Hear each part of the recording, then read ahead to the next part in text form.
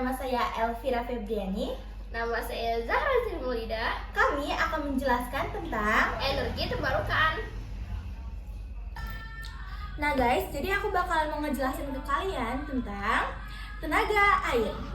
Air yang bergerak menghasilkan energi terbarukan alam dalam jumlah besar. Energi air memiliki jumlah yang sangat besar loh, melimpah sehingga sangat disayangkan jika hanya digunakan untuk irigasi, pertanian, rekreasi, dan konsumsi manusia. Proses konveksi energi air relatif sederhana, yaitu dengan menggunakan kincir air yang ditempatkan di wilayah dengan aliran air yang sangat kuat, meningkatkan hasil energi yang dihasilkan. Gerakan kincir air menghasilkan energi kinetik yang digunakan untuk memutar, generatif, dan menghasilkan energi listrik. Air sungai, contohnya, berhasil diubah menjadi sumber tenaga air di PLTA. Kemudian, obat yang juga mampu dikonveksi menjadi tenaga listrik. Nah, yang kedua itu ada panas bumi. Panas bumi disebut dengan geothermal, berasal dari inti bumi dengan perikim sekitar 5,500 derajat Celcius. Jumlahnya melimpah, tenaga yang dihasilkan sangat besar, bermanfaat salah satunya untuk membangkit listrik. Untuk manfaatnya, energi panas bumi bisa dilakukan pengobaran hingga mencapai titik panas di dalam bumi. Panas yang dihasilkan di aliran untuk menggerakkan turbin yang selanjutnya digunakan untuk memutar generator dan menghasilkan energi listrik. Pembangkitan listrik geothermal ini dihasilkan dari sumber dengan kedalaman 1,5 km. Beberapa kelebihan antara lain menyediakan sumber tenaga bersih, tidak perlu lahan luas, dan tidak berpengaruh cuaca maupun bahan bakar dalam pengelolaannya. Nomor 3 ada biomasa. Biomasa adalah sumber energi terbarukan yang dari organisme, kayu, tumbuhan, dan kotoran hewan.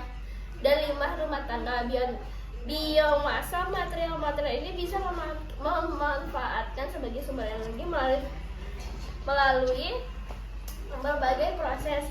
Material organik seperti kayu dapat langsung digunakan sebagai sumber energi, sedangkan kotoran hewan, limbah rumah tangga, dan limbah memerlukan proses tertentu untuk menghasilkan berbagai produk.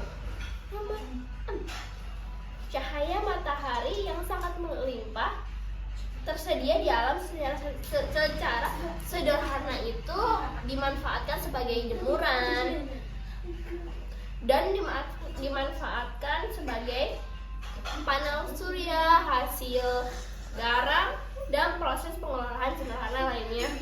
Kemudian melalui manfaat teknologi untuk mengubah pancaran sinar matahari untuk menjadi listrik. Terus biasanya dikenal sebagai panel surya yang ada di dalam rumah-rumah dan gedung-gedung. Yang kelima, tenaga angin. Angin dapat diubah jadi sumber tenaga dengan bantuan kincir angin. Energi mekanik yang dihasilkan kincir angin tersebut dapat digunakan langsung atau dikonversi menjadi listrik. Nah, ketersediaan juga melimpah di alam tertumbah daerah dekat pantai. Nah, manfaatnya itu apa sih? Manfaat energi terbarukan, sumber daya terbarukan merupakan kekayaan besar-besaran seluruh negara di dunia loh. Nah, jadi semestinya tidak akan terjadi krisis apabila potensi alam ini mampu dimanfaatkan dengan maksimal.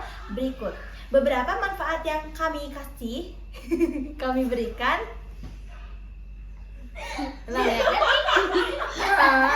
Beberapa manfaat yang kami berikan di selanjutnya.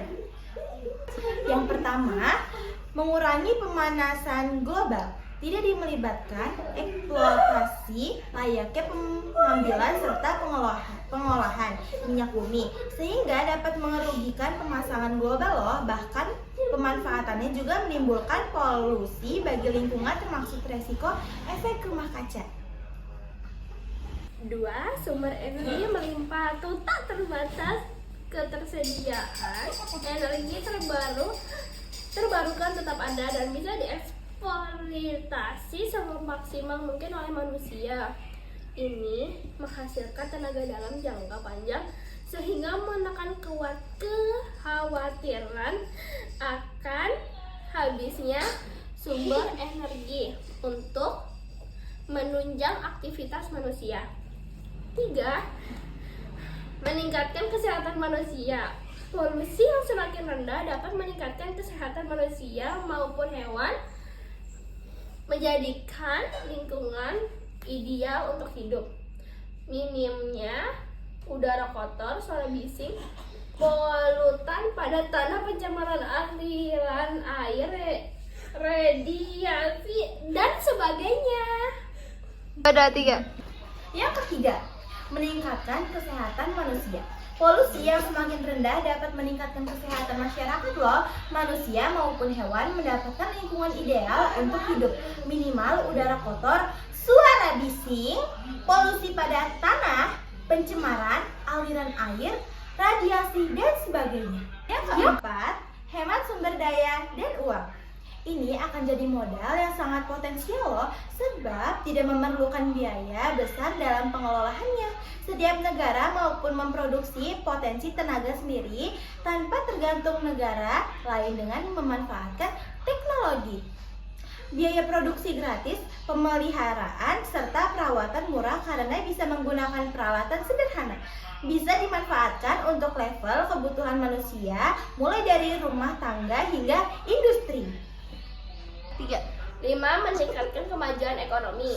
Pertumbuhan ekonomi dan maju secara signifikan.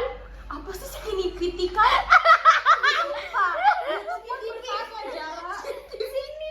Udah ngomong signifikan.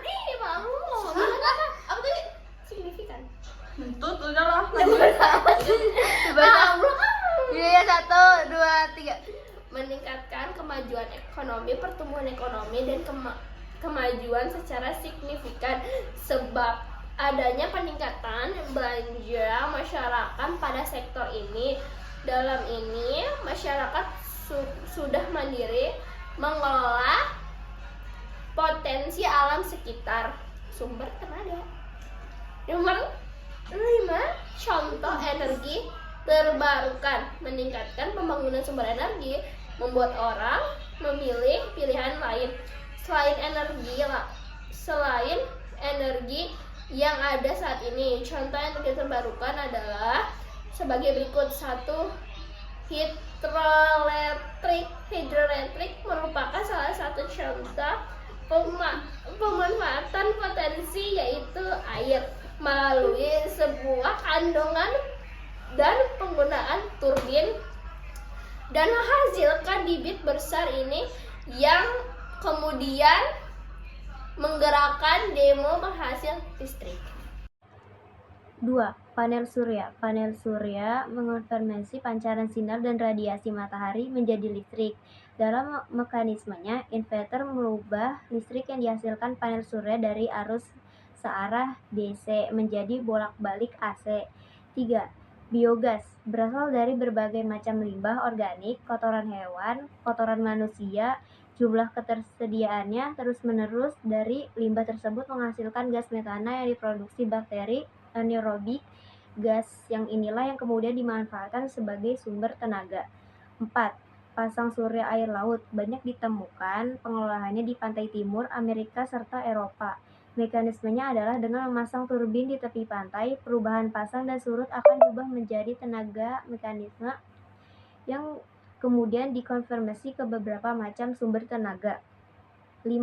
Gelombang tinggi air laut. Gelombang tinggi air laut juga potensial untuk dimanfaatkan sebagai sumber tenaga listrik bersih. Pengembangannya bermanfaatkan infrastruktur dan biaya cukup mahal, namun manfaatnya akan dirasakan dalam jangka panjang. Dengan potensi energi baru dan terbarukan yang sangat luas, perusahaan dari bidang ini tentu memerlukan jaminan kuantitas dan kualitas jasa mereka sesuai standar dan regulasi yang berlaku standar dan regulasi Scofindo yang menyediakan jasa konsultasi di bidang energi terbarukan mulai dari konsultasi perencanaan dan perkembangan sistem teknis hingga lingkungan.